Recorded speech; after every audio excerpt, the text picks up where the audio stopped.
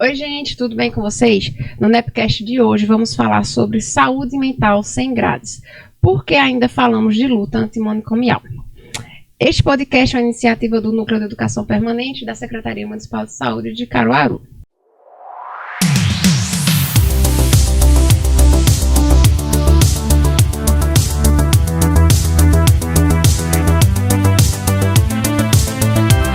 Muito prazer, eu me chamo Suelen Silva, sou assistente social de formação, sanitarista e atualmente estou como gerente do Núcleo de Educação Permanente da Secretaria de Saúde de Caruaru. No episódio de hoje, estamos com esses nossos queridos convidados. Estamos com Ellison Ferreira, ele que é psicólogo, especialista em neuropsicologia, mestre em psicologia e atualmente está como coordenador da Rede de Atenção Psicossocial de Caruaru. Seja muito bem-vindo, Ellison. Olá pessoal, obrigado. Eu agradeço mais uma oportunidade de poder falar desse tema tão importante que é sobre a luta antimanicomial aqui no município. A gente que agradece, é sempre um querido, sempre está muito conosco aqui, a gente sempre agradece bastante. Renata Cazé, ela que é psicóloga clínica hospitalar, psicanalista e atua no CAPS 3 adulto aqui de Caruaru. Seja muito bem-vinda. Muito obrigada. A gente que agradece. É uma honra estar com vocês aqui, uma alegria recebê-los, receber Ellison mais uma vez e você pela primeira vez. Espero que não a última, que seja só o início aí de vários. Isso. E a gente agradece muito pela presença, por ter aceitado esse convite nosso. E aí, gente, para iniciar, né, assim, existe ainda muita dúvida, né? Afinal de contas, o que é essa luta antimanicomial? E por que ela ainda é tão necessária nos dias de hoje? Vou iniciar, né, trazendo aqui algo muito importante, né? A luta antimanicomial é um movimento social e político, né, que visa acabar, de fato, com os manicômios aqui no país, que visa fortalecer o atendimento, o acolhimento humanizado às pessoas que vivem na nossa sociedade e principalmente dando a ela a dignidade de ser um ser humano, né, respeitada em todas as suas formas de ser, principalmente, sem o viés limitador de uma sociedade capitalista e que visa apenas o lucro em cima daqueles que detêm o poder, né, e daqueles que não têm o favorecimento social que a gente tanto busca, né? Por isso é tão necessário, né, a gente ainda falar sobre isso, né, principalmente nos dias de hoje, né? E a luta antimanicomial, né, no Brasil começou com os trabalhadores. Isso, né, exatamente. Em 1980, que se juntaram para começar exatamente essa luta, né? E aí, político e social, como o Ellison pontuou, político e social. Agora, em 88, que eu acho que em Bauru, isso. com Paulo Delgado. Sim. Com Paulo Delgado. Aí foi o segundo congresso de luta no Brasil. Né? Porque teve Franco Basaglia na Itália. Que aí eu já não me recordo o ano, o tempo. Então foi uma luta global, começando na Itália, né? Aí no Brasil, 80, né? Que teve esses trabalhadores de saúde mental, né? Creio eu que na época, obviamente, hospitais psiquiátricos, né? Sim. Então, teve esse primeiro. O segundo, que foi em Minas. Isso. Foi em Bauru, Minas, que aí foi em 88. E em 2001, né, que é a lei do SUS, porque a gente vê muito essa coisa, SUS com a luta antimanicomial, porque SUS, direitos do trabalhador, direitos do cidadão, direito humano, né, garantia, né? Então, assim, junto com o SUS, aí a lei foi implantada em 2001. Que é a lei Paulo Delgado, entendeu? Que é a lei 10.216, exatamente. 10.216, em 2001. 10.216 em 2001. Isso. Mas ainda demorou, né? Eu vejo o tempo que passou para... E vivemos essa luta até hoje, né? diária. Então, assim, a gente tem o quê? Pouco mais de 20 anos, né? Então a gente não fala de uma luta que está ultrapassada, né? A gente fala de uma luta que eu vivencio todos os dias. Ainda ontem eu falei de um grupo, de uma reunião que eu estava sobre adolescentes. Sim. E eu falei, minha gente, vamos parar de querer medicalizar todo mundo, né? As pessoas não querem só medicação, não, elas querem viver. A gente precisa de alternativas, outras, de pensar de que forma essa pessoa pode viver em liberdade sem necessariamente estar sob o uso de um clonazepam. A gente está falando de adolescentes, a gente está falando de uma sociedade que ainda limita muito o sujeito. E aí as grandes perguntas mas o que está acontecendo com a nossa adolescência? Aí eu faço a outra pergunta. O que está acontecendo com as políticas públicas que não estão direcionadas a esses adolescentes? Como a gente tem pensado sobre essa família? De que forma a gente tem vivido pós-pandemia? A pandemia, ela não foi a causadora de muitas coisas ruins que vem acontecendo. Ela só escancarou aquilo que já estava ocorrendo no país. Então a gente precisa pensar de como esses jovens, de como essas pessoas, elas estão sendo vistas pela nossa sociedade, né?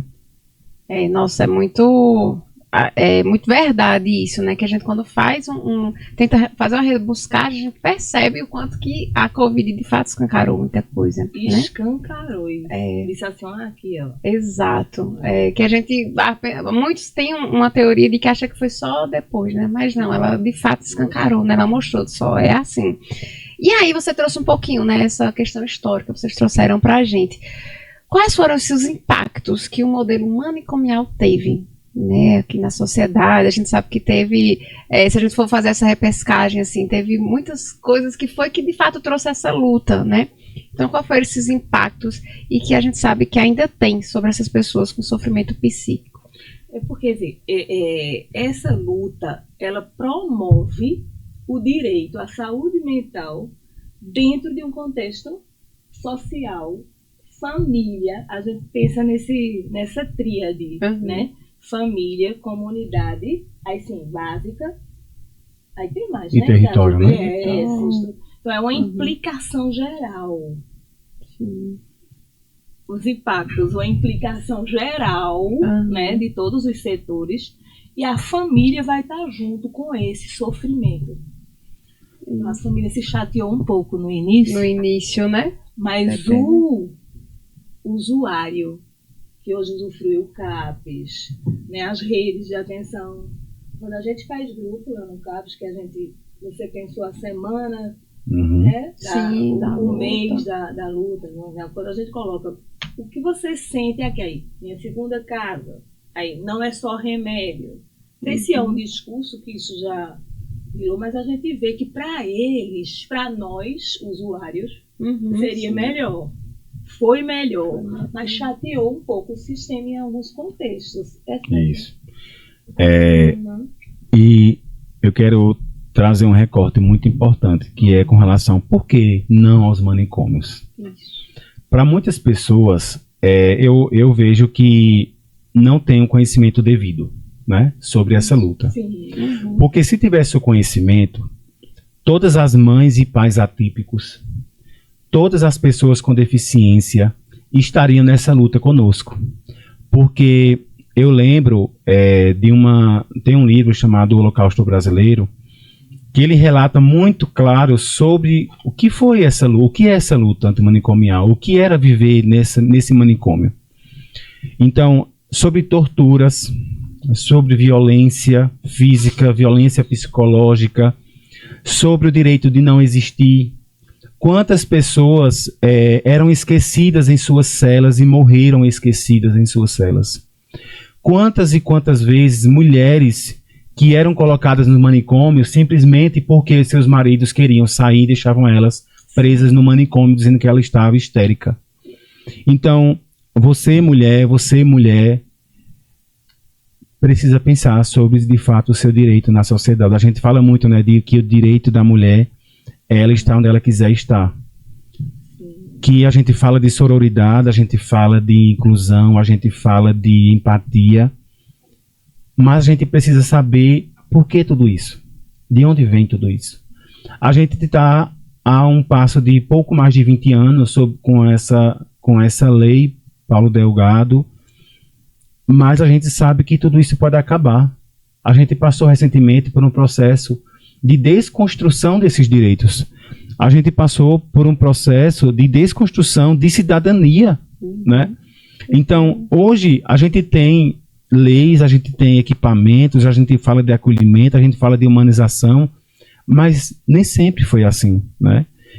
Quantas crianças com demência, quantas crianças com microcefalia, com autismo, que naquela época a gente não tinha um diagnóstico como a gente tem hoje, mas existiam crianças. Se você colocar lá no YouTube, né, manicômios, 1980, 1970, você vai ver lá os vídeos de crianças abandonadas, né? Eu fico assim bem indignado, porque a gente precisa compreender de que não é só sobre números, é sobre vidas, né? Então, você conhece, eu conheço, por exemplo, né, pessoas que viveram naquela época e contam como eram os transtornos, né? Eu tenho uma usuária no CAPES que já me relatou, quando ela estava no manicômio, que ela levava choque todos os dias para não gritar. Então, como é que você escuta isso e você não fica tocado, né?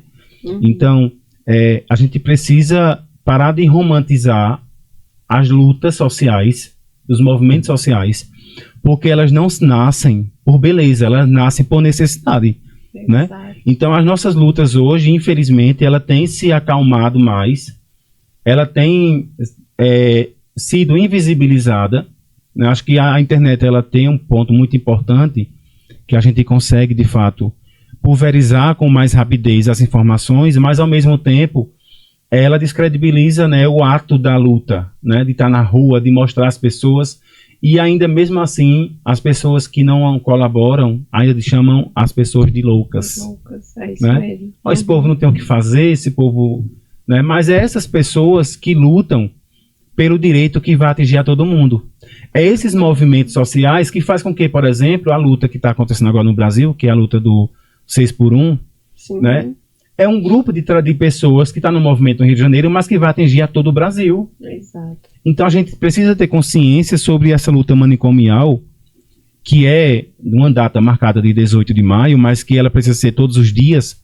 Ela precisa ter essa consciência de que muitas pessoas que hoje vivem em sociedade, que hoje têm um acompanhamento, que hoje têm um terapeuta, que hoje têm uma forma humanizada de atender, muitas dessas pessoas viviam encarceradas, né? Presas, sofrendo. Então, essa luta também é uma luta dessas pessoas que morreram, né? Que não puderam contar a sua história. Né? Eu me emociono quando eu vou falar sobre isso, sabe? Eu tô toda emocionada. Se eu falar disso num lugar assim, que eu possa me expressar mesmo, eu não falo, eu grito, sabe? Porque é muito difícil, né? Você escutar como convivendo, sentindo. E Elcio tem uma história, né, assim, na saúde mental, na rede de atenção psicossocial, porque ele, antes de estar aqui, ele foi gerente, né, esteve como gerente de lá, social. teve assistente social de no lá. CAPES AD, né? Então teve um acesso. Cheguei em Recife a ser monitora estagiária do Ulisses Pernambucano. Tamarineira, nossa. Loucura pura ali. Sabe, eles nos galhos de arte, assim. E os... que é isso aí, eles lá no galho?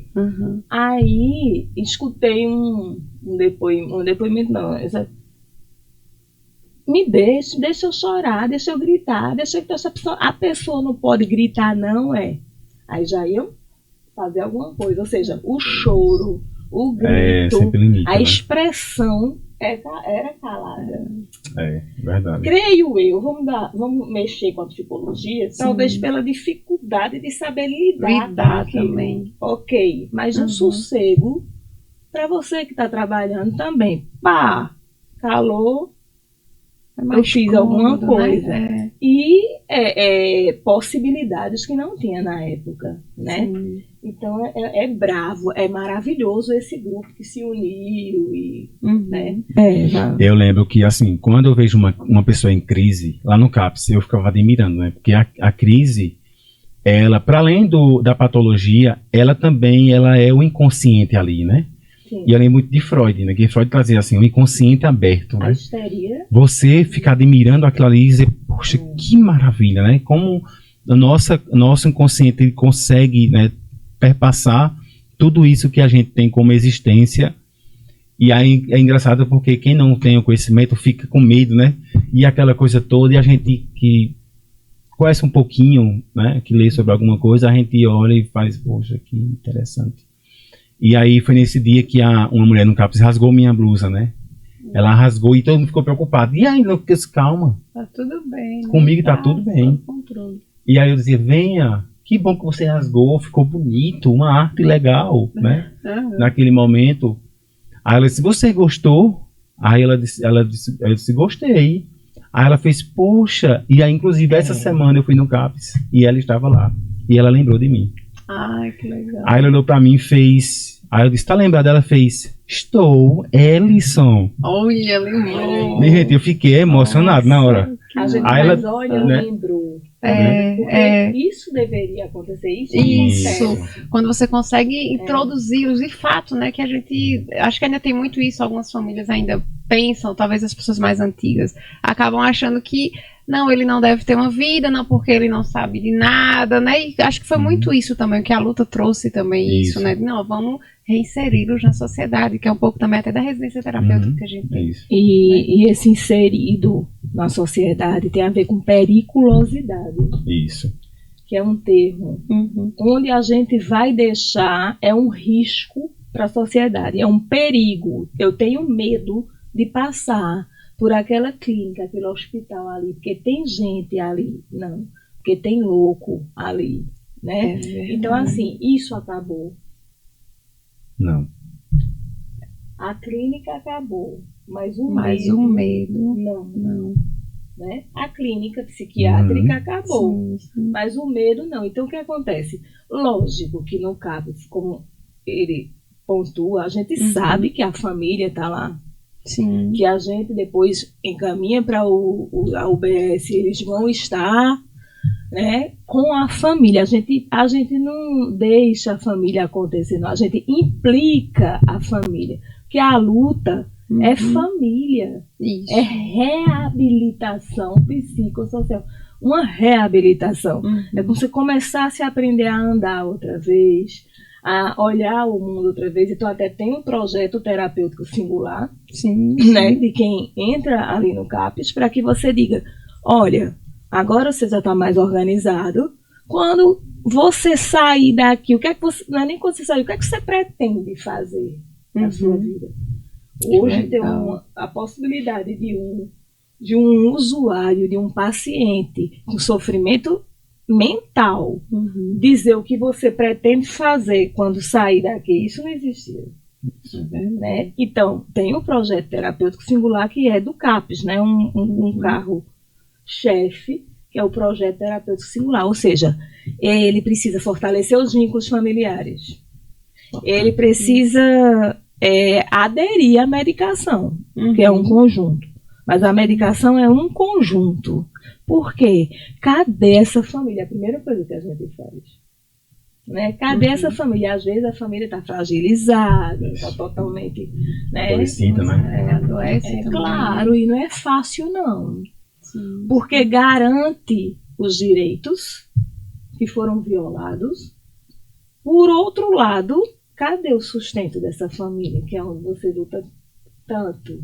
Cadê o sustento dessa família para dizer assim, vamos lá, porque não é fácil o sofrimento mental, não. Né? Mas eles têm um projeto terapêutico. Então, a periculosidade, o medo, tem algumas pessoas que trabalham no CAPS, menina, que coragem. É verdade. Aí quando eu lembro, mas isso não é clichê, não. Quando eu lembro a coragem que eu tenho, quando eu saio do CAPS, entro no carro, e vou ali por um lado mais esquisito, ali eu tenho risco. Dentro do CAPS, que perigo é esse? Então essa luta, ela é gerúndio, ela vive acontecendo o tempo todo, todo. É isso. E assim, a gente está satisfeito, Ellison, com esse momento agora da luta? Não, né? Eu digo sempre que a coragem é a gente sair de casa, né?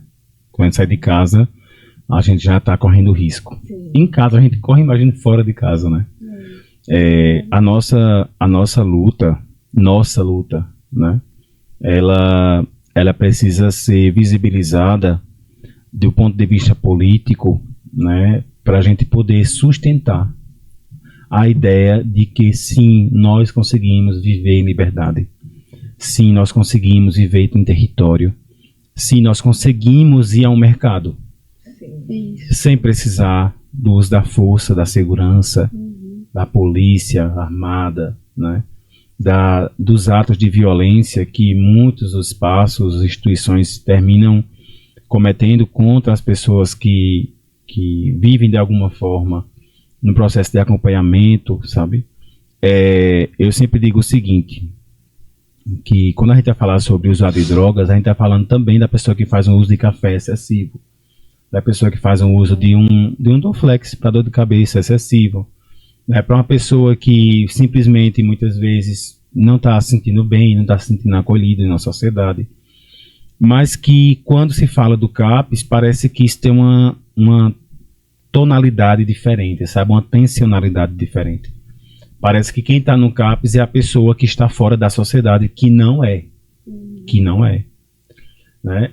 A gente tem visto que tem sido quebrado mais essa questão de ligar o CAPS apenas à loucura, sabe? A essa coisa pejorativa. Temos, mas ainda falta muito para que isso aconteça. Mas só vai ser possível. Não é com a atuação de Ellison, da atuação de Renata, de Sueli, não. É de todos nós, né? Nós precisamos nos dar as mãos para poder cuidar da nossa sociedade. Quando a gente parar de apontar o dedo para o outro, sabe? Entendendo que o outro está lá em sofrimento e que eu não tenho a capacidade de ser humano, de chegar junto desse outro, dizer, estou aqui para te ajudar. Queres água? Queres alguma coisa?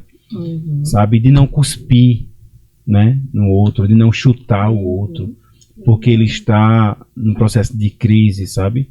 Ou dizer, essas pessoas não eram para estarem aqui. Essas pessoas eram para estar presas nos hospitais, nos manicômios, né? Como é que é uma loucura deixar essas pessoas soltas, né? E de onde é que vem tudo isso, né? Que construção histórica de pessoa está se colocando? Aí vem uma representação psíquica, histórica, que a gente traz, quase estrutural. A gente vem carregando já, né? É um susto, é algo que a gente vê os requisitos de quem já viveu, né? Lá. Ou realmente aqui é diferente. Ou então repete comportamentos que viviam em manicômios e hospitais fechados, hospitais psiquiátricos, repete comportamentos que a gente tem, né, que pontuar e ir quebrando, mas que muitas vezes já ficou como parte da saída de uma crise, entrada de outra crise, saída de uma crise, eletrochoques, a gente tem. Né? Porque tem as residências terapêuticas que são, hoje eu considero, são boas. Eles saem. Olha o discurso meu mesmo, o discurso meu, que é o discurso. Eles saem. Eles podem sair, mas claro que eles devem sair. Eles devem, né? Eles saem, eles vão ao supermercado, eles querem resolver uma coisa, eles vão comprar algo. Lógico que a residência que tem mais comorbidade, justamente pelo que vivenciou, não tem condição, né? Não vai poder fazer isso. Mas quando a gente diz eles saem, é porque não podia isso não, né? É verdade. Mas residência é justamente quem já viveu nesses manicômios, né? Isso. Porque o CAPS não, o CAPS ele é mais...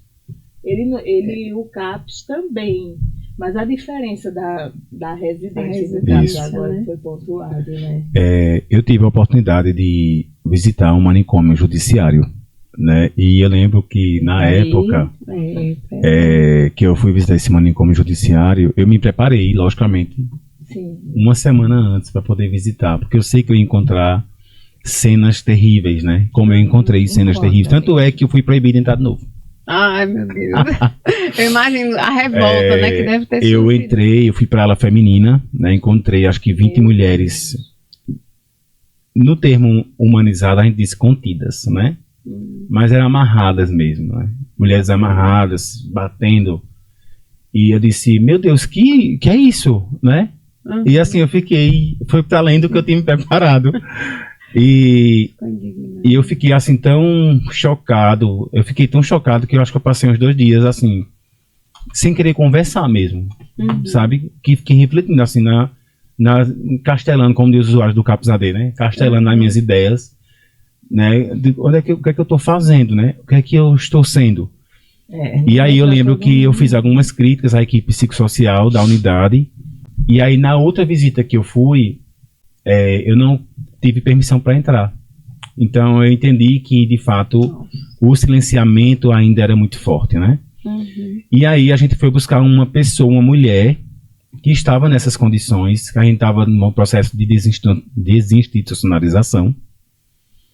E hoje ela vive aqui conosco, né? Hoje ela está na residência terapêutica, hoje ela tem uma vida autônoma, ela vai ao mercado, ela tem uma vida. Mas aí eu fico me perguntando quantas vidas ainda estão nesse processo, né? Limitador. Hoje em Caruaru, nós temos uma rede psicossocial que vem crescendo, vem ganhando espaço, né? Hoje nós estamos com o CAPS AD3, né, que atende pessoas que fazem uso de álcool e outras drogas. É sempre muito importante, pessoal, a gente sempre colocar a pessoa em primeiro, sabe? Não colocar o uso de droga, não colocar o transtorno, não colocar o sofrimento, mas é a pessoa, porque ela é uma pessoa, né? A gente tem um autor chamado Carl Rogers que fala sobre essa pessoa enquanto sujeito de direito. Então essa pessoa que faz uso de álcool e outras drogas, porque a gente entende que tudo que a gente faz uso excessivo, que traz algo conflituoso para a nossa existência, é uma droga, né? Então, a pessoa que faz uso de álcool e outras drogas, ela tem um acompanhamento no CAPS AD3, que funciona 24 horas, lá no bairro Boa Vista, uma equipe completa de assistente social, psicólogo, enfermeira, médico, tem uma gerente, então a gente tem um cuidado, tem grupos terapêuticos. A gente também tem o CAPS 3 adulto, que atende pessoas que estão em sofrimento mental, em crises, né? Pessoas que precisam de um olhar mais atencioso, mais cuidadoso, mais humanizado, né? Porque são pessoas que sofrem, né? Então, hoje, falar de ansiedade, por exemplo, é algo bem natural, a gente falar de ansiedade em qualquer espaço. Então, uma pessoa que está numa crise de ansiedade generalizada, que ela não está conseguindo executar suas atividades, ela tem que ir para onde? É CAPS, né?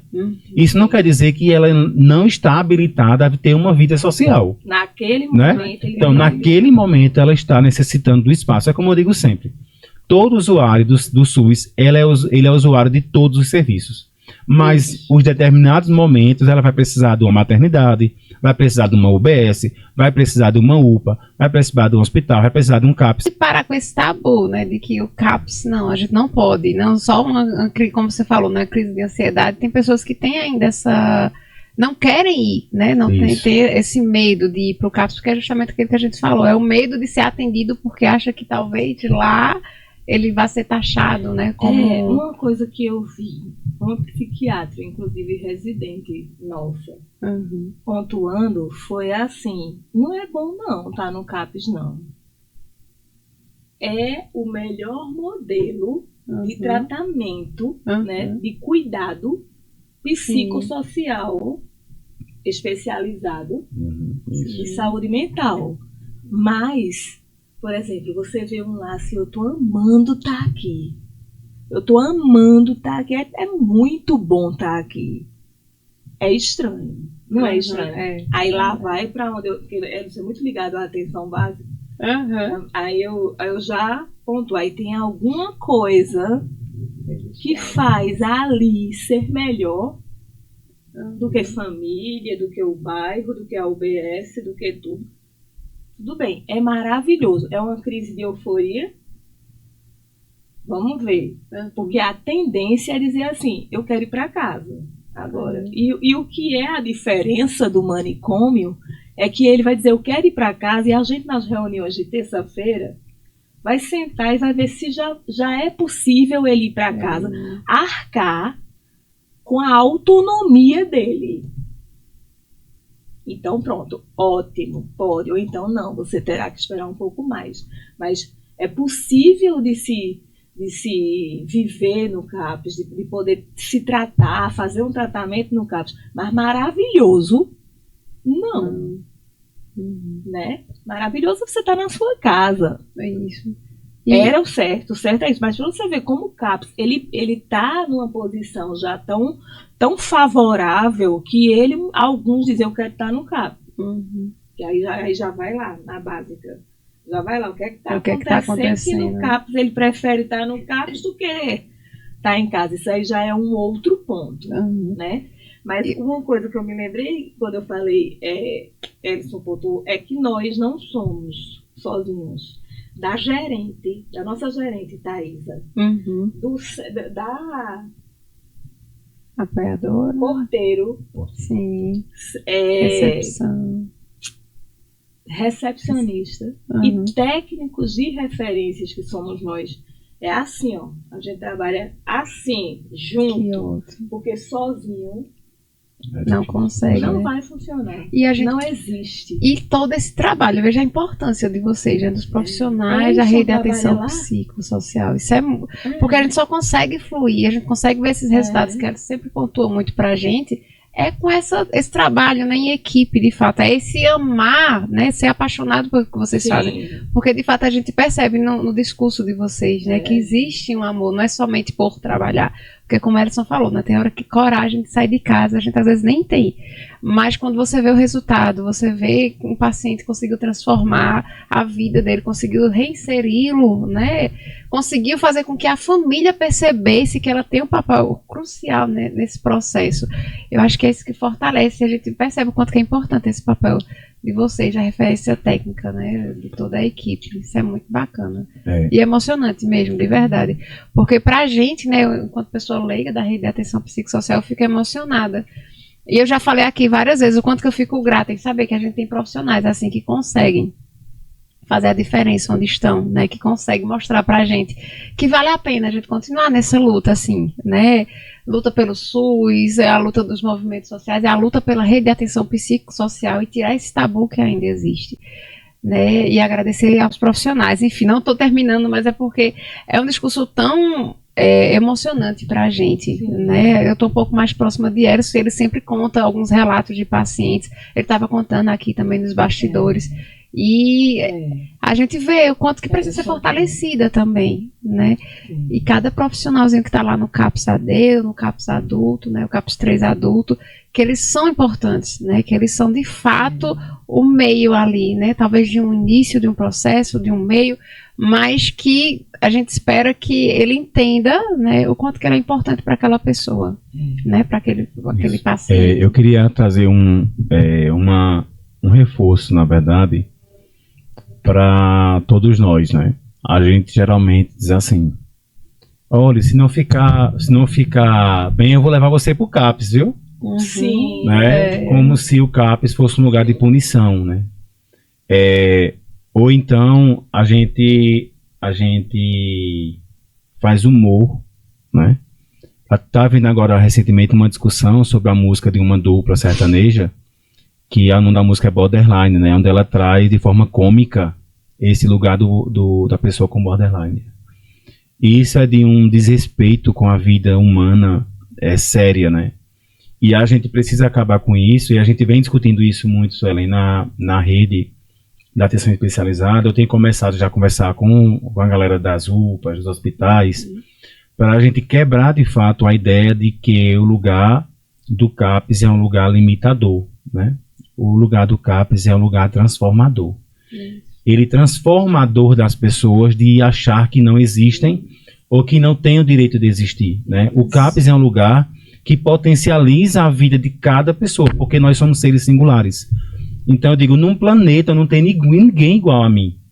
Num planeta não tem ninguém igual a qualquer pessoa. Então a gente precisa valorizar cada vida que a gente toca, cada vida que a gente se aproxima.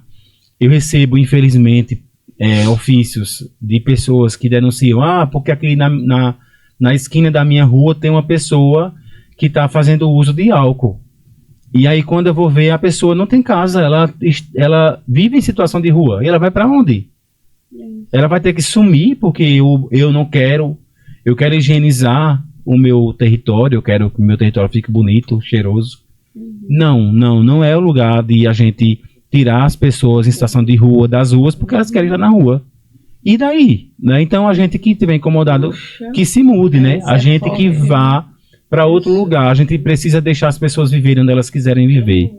Então eu não posso pensar numa luta manicomial quando eu ainda vejo pessoas querendo fazer higienização do espaço social.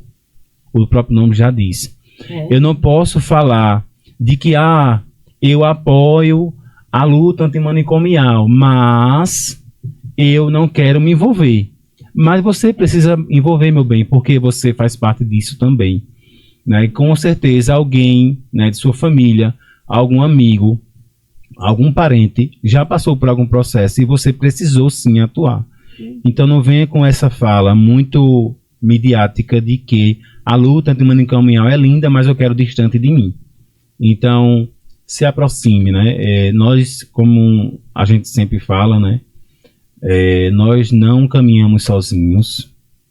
A gente tem pessoas que estão juntos, parceiros, amigos, mas ainda falta mais gente, né? E a gente quer contar com todo mundo.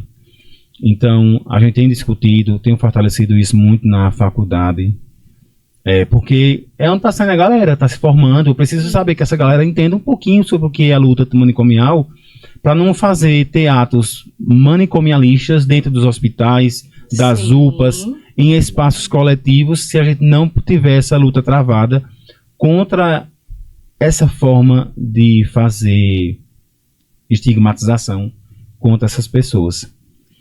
Só para poder finalizar esse tópico, porque eu sei que o tempo está extrapolado ali, além dos CAPs, a gente conta hoje em Caruaru com o AME Infanto Juvenil. A gente conta com uma unidade de atenção psicossocial adulto. A gente conta com as 2 residências terapêuticas, mas não é suficiente porque a gente tem medicalizado muito tudo. A gente não tem escutado, a gente não tem alternativas para poder pensar de outras formas. Tudo é medicação, tudo quero medicação, tudo quero dormir, tudo quero me acalmar. Verdade. E aí a gente não dá conta. Nenhum município vai conseguir dar conta porque a gente sabe que o índice e o número de pessoas que têm feito uso de medicações de forma descontroladas e desorganizadas é altíssimo. Então a gente não consegue dar conta. Então a gente conta de fato com essa proposta também de falar de que a gente precisa também se cuidar na nossa casa, com os nossos, né, com uma caminhada que eu não faço, com ir ao parque, porque a Caruaru a gente tem parques. Verdade. Né? A gente tem, então, quantos pacientes já atendi olha, faça uma caminhada no Parque São Francisco, vai fazer uma caminhada na Via Parque, mas não faz, por quê? Porque não há estímulo. Né? A pessoa muitas vezes vive sozinha, então não tem estímulo, não tem aquele parceiro que diz, bora lá, vamos contigo, vamos lá, vamos fazer. Então, é difícil tudo isso, sozinho é difícil. Então a gente conta com todo mundo para a gente potencializar cada vez mais e pensar que a luta antimanicomial ela só vai poder ser pensada no seu fim quando todo mundo estiver livre, de fato. Né? Livre disso, com suas ideias, livre com a sua forma de existir, que ninguém ainda olhe para outra assim, eu chamei dela, como ela está estranha, sabe? Então tudo isso é uma forma da gente pensar essa luta. Isso. E aí, na prática, gente, vocês trouxeram um pouquinho, né? Mas na prática, como é que eu, cidadão, gestor, profissional, o que é que eu posso fazer para fortalecer essa luta? Oferecer, eu ia até pontuar isso, vai ver. Você contrata alguém que tem um histórico. Eu sou portador de esquizofrenia. Estou trabalhando, estou fazendo meu tratamento no CAPES. Eu estou apto a trabalhar porque estou em dia com os meus cuidados. A gente contrata.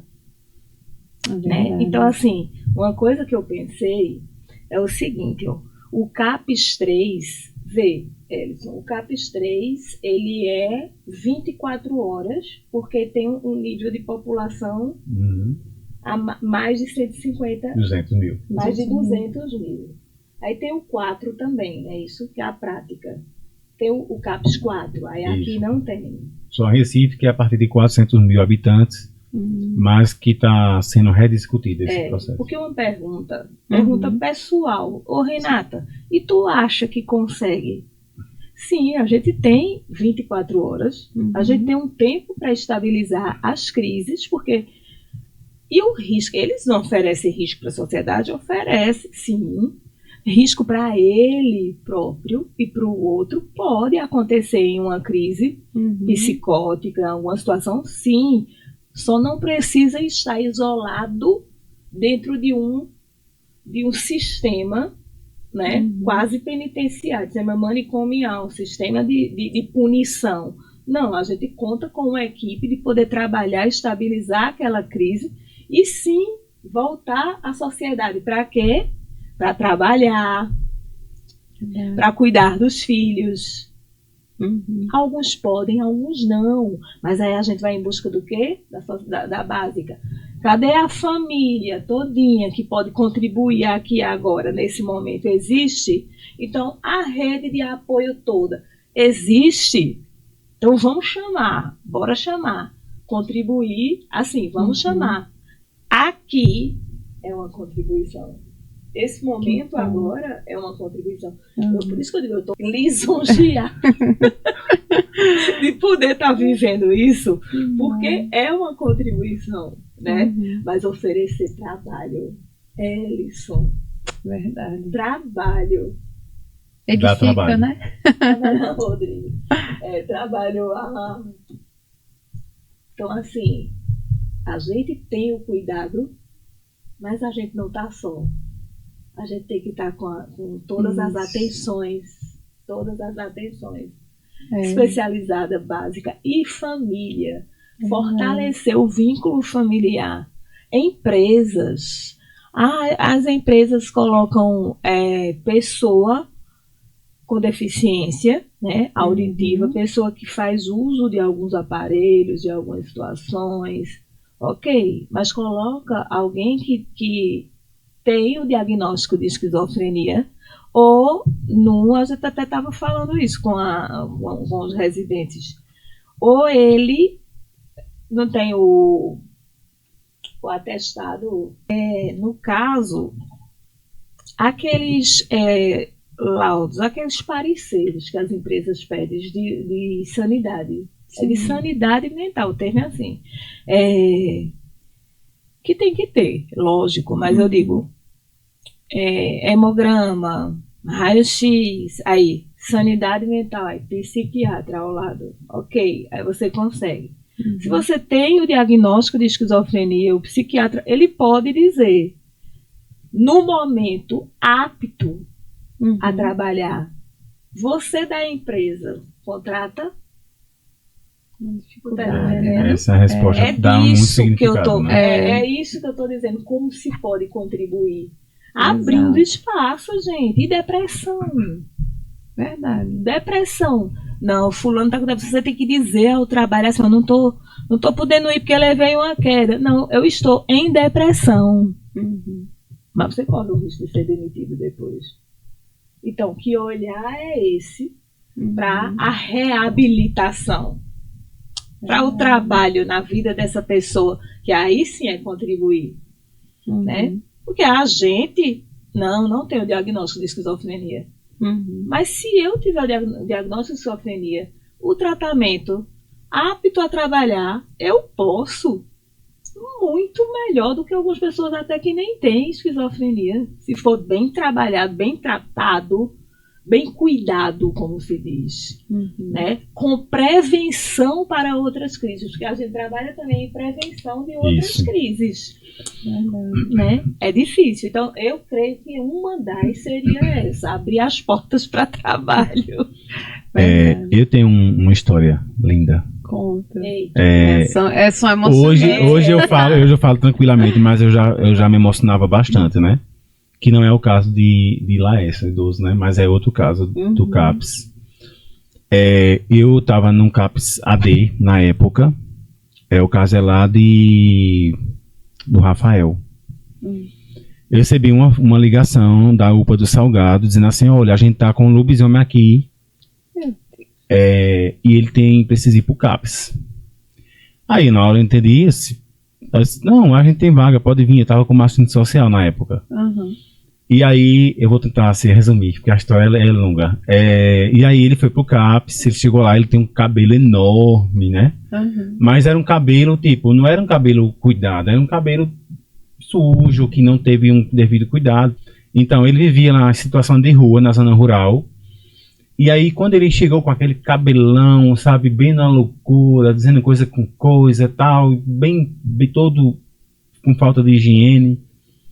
E aí eu disse, quem é esse sujeito, né? Na hora eu fiquei pensando.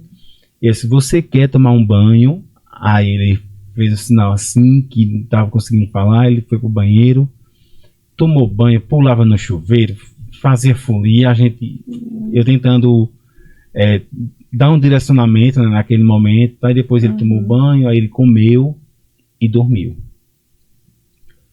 24 horas dormindo. No outro dia, eu estava lá, e aí eu comecei a puxar assunto. Como é teu nome, né? Aí a pessoa disse o nome. Aí começando a dar aqueles cuidados iniciais, que a gente vai tratar sobre a tecnologia leve, né? Com uma forma, um cuidado para não avançar demais, não entrar na vida do sujeito, até porque, assim, tinha que respeitar isso. Enfim, a pessoa ficou no CAPS durante 3 meses, para uma atenção. A gente tem um regulamento que no CAPS é até 14 dias, podendo ser prorrogado por mais 14. Mas cada caso é um caso. Como eu falei, a gente somos individuais, então a gente tem a singularidade de cada pessoa, e o PTS ele traz muito isso, né?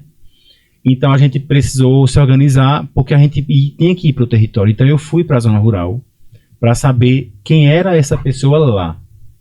E aí o relato que eu tive dos moradores era, eu não quero ele aqui, porque ele quebra tudo, ele joga telha, quando ele faz uso de droga, ele não quer saber de ninguém, não respeita a mãe dele que tem câncer. E eu disse, meu Deus, que história.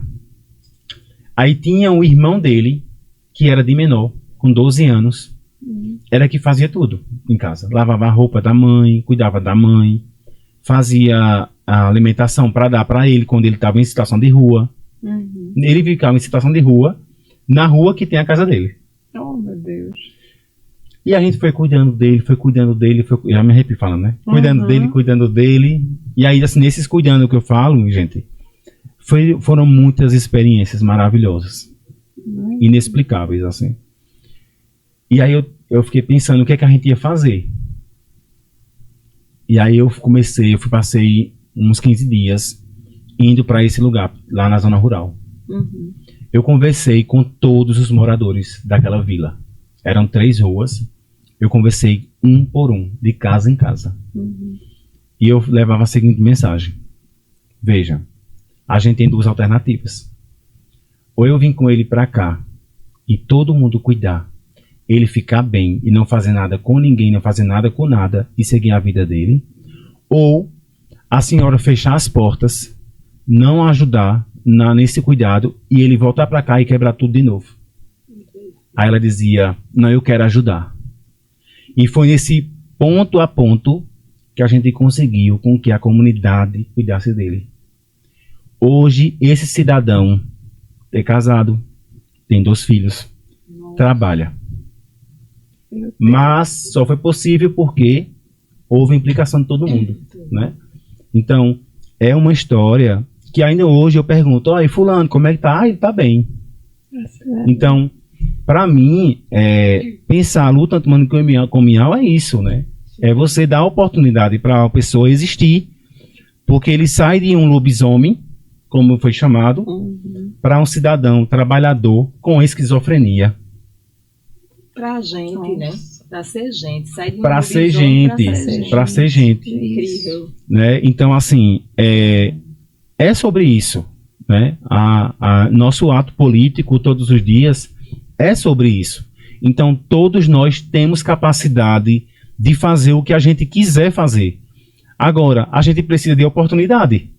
Eu não posso dizer que, fulano não fez porque ele não pôde. Não, porque ele não quis, porque ele não pôde, ou porque não foi dada a oportunidade devido a ele.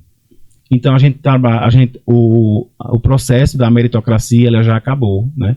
A gente teve um período aí de 60, 70, 50, 40, que a meritocracia era estabelecida, né? Mas como a gente vai falar em meritocracia se a gente não tem oportunidades iguais, né? A minha luta para conseguir existir é maior, porque além de eu ser uma pessoa que tem um transtorno, eu tenho adoecimento social, eu não tenho família, eu não tenho trabalho, eu não tenho direito de existir, as pessoas me olham de forma errada. Como? Mas, gente, é um complexo que a gente precisa estabelecer para entender de que as pessoas merecem, precisam existir, né? E para isso só vai ser possível se nós entendermos sobre o que é o ser humano, né? Com falhas, com acertos, com tudo que a gente tem, porque é isso que a gente tem. A gente não pode ser diferente, né? O que é que fala, né? Depois desse discurso assim tão comovente, segurei, viu? Histórias. Eu tô aqui, tô ainda segurei. Tentando. E assim, só reforço o que de fato a gente falou, que quanto que a gente é importante nesse processo, né? O ser humano estar junto, né? Profissional de saúde. E eu acho que você trouxe muito isso, é a gente lembrar do outro, né? É você perceber o outro, você enxergar o outro. E você fez com que aquela comunidade cuidar do outro. E você fez com que a comunidade passasse a cuidar, né? Veja que e eu lembro que a mãe dele estava no processo de câncer, né? E ela dizia assim: Ellison, eu quero muito morrer, mas eu quero muito saber que meu filho está bem. Nossa. E aí eu levava esse conforto para ela, porque eu entendia que era difícil para ela, né? Sim. E aí ela, acho que uns 10 dias depois que ele voltou pro território, né, que a comunidade começou a ajudar, ela foi a óbito. E aí todo mundo fez assim: não, a gente fez, né? Ela morreu, mas ela morreu sabendo que o filho estava sendo cuidado pela comunidade. Então todo mundo dava um almoço para fulano, né? Todo mundo dizia assim: venha para aqui tomar um café comigo, né? E ele ia. Então acabou os problemas da comunidade, né? Com relação a ele, né? Dele quebrar, dele fazer tudo isso. Então eu não tive, e aí foi muito bom, sabe, naquele momento, porque tipo, quando a gente tem um usuário que está no território, que precisa fazer uma medicação de forma sistemática, é mais difícil quando não tem família.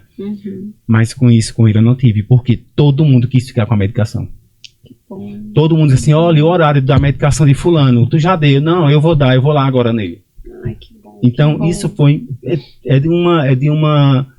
de uma felicidade que eu não consigo mensurar aqui, porque a gente sabe que quando há colaboração, todo mundo consegue, né? Então, foi espetacular, né? A gente conseguiu dar um lugar para a existência na comunidade, né? Inclusive, a enfermeira da UBS de lá, ela se tornou muito minha amiga, porque a gente falava muito, né? E enquanto CAPES, e ela lá enquanto UBS, eu dizia: olha, como é que tá aí? Só ele tá bem, ele veio aqui hoje, perguntou por tu. Eu disse: diga a ele que eu vou essa semana lá. E aí eu sempre ia uma vez na semana, não era nem para saber do acompanhamento, era para a gente ter esse contato, né? Aí dizia: olha, tio, hoje já consegui um trabalho, né? E eu dizia: eita, que coisa boa. A gente se abraçava e tal. E aí eu lembro quando ele disse a mim: olha, estou com a namorada. Eita, assim, meu Deus, como é que tá sendo, hein?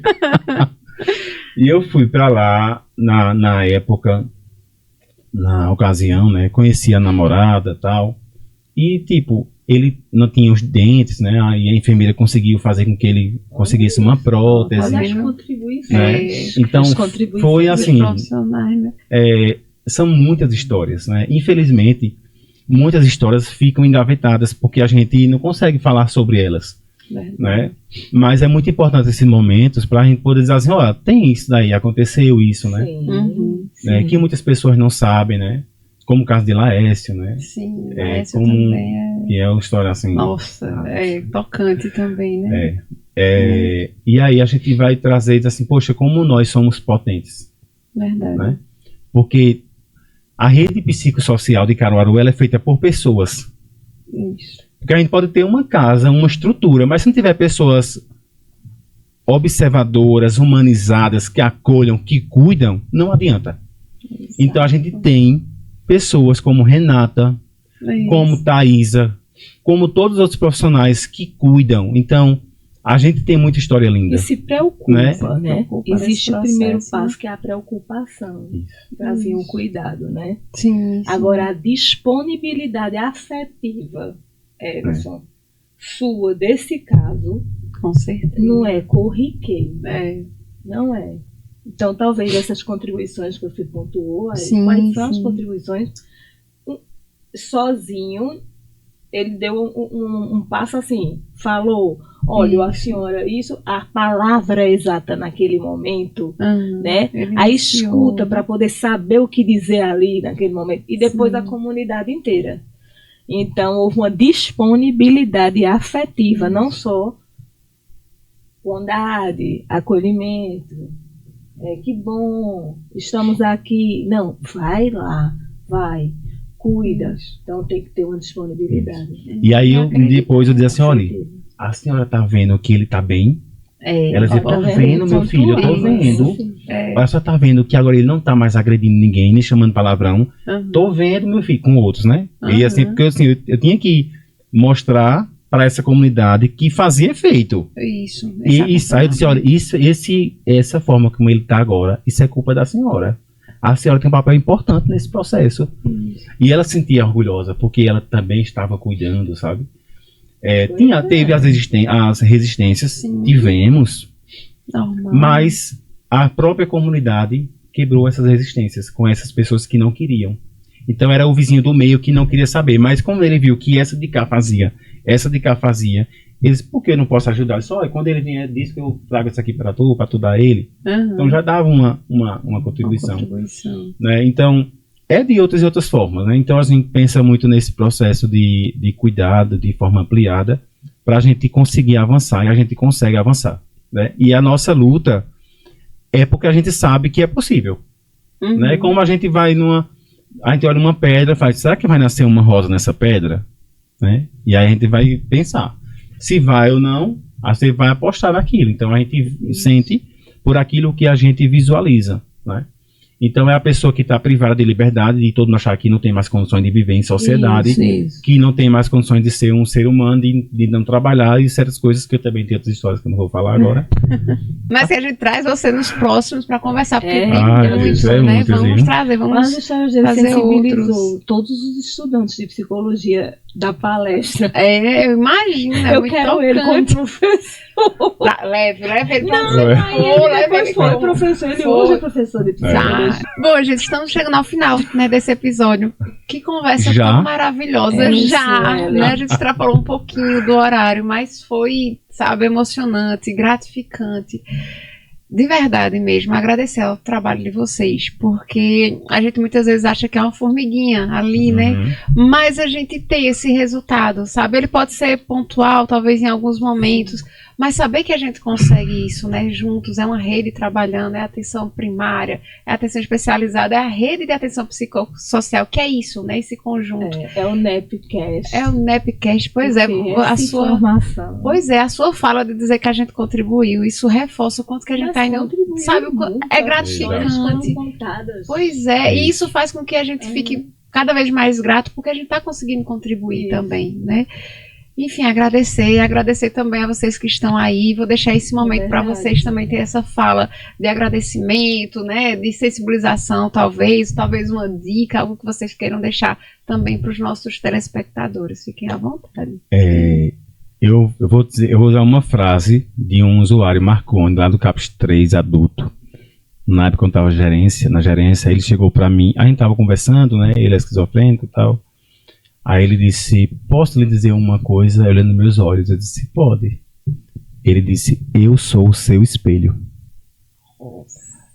Aquele momento, eu disse, eu parei o que eu estava fazendo, voltei para a sala, fechei a porta para pensar, porque, de fato, né, a gente tem muito medo, né? A gente tem medo da exposição, a gente tem medo de se mostrar que é um pouquinho mais aqui, um pouquinho mais ali, se a roupa está combinando, se não sei o que, a gente tem vários medos, né? Medo de parecer louco, medo de parecer que não está podendo, que não está conseguindo. Aí vem Marconi e faz tudo ao contrário. Ele não tem medo. E aí ele diz, eu sou o seu espelho, eu sou o que você queria ser. Freud fez isso. Né? Aí eu senti isso muito forte, né? Disse, poxa, cadê Freud? Tá por aqui. Freud. E tipo, ele disse isso na minha saída da sala. Ele disse, posso lhe dizer uma coisa? Pode, eu sou o seu espelho. Né? Então, muitas vezes, essa galera é o nosso espelho, né? A gente não tem coragem, mas a gente quer muitas vezes gritar, muitas vezes a gente quer quebrar as coisas, a gente quer dizer que o outro é isso, que o outro é aquilo, mas a gente não faz para manter a classe. E a nossa sociedade não vive só de classes, né? Ela vive de realidade. E a realidade é essa. Então, convidar você a conhecer mais sobre a saúde mental, a você conhecer mais sobre a luta manicomial, a você conhecer mais nossos serviços. A Secretaria de Saúde tem se empenhado cada vez mais para mostrar, né, de fato, de como a gente consegue viabilizar esses cuidados. A nossa luta é travada para que mais pessoas possam sim viver em comunidade, viver em território de forma livre, sendo cuidada. Então agradeço a oportunidade, agradeço a você, Suelen, e a toda a sua equipe, e por esse momento tão importante. E agradeço também a minha querida Renata, que é uma parceirona, né, em todos os trabalhos.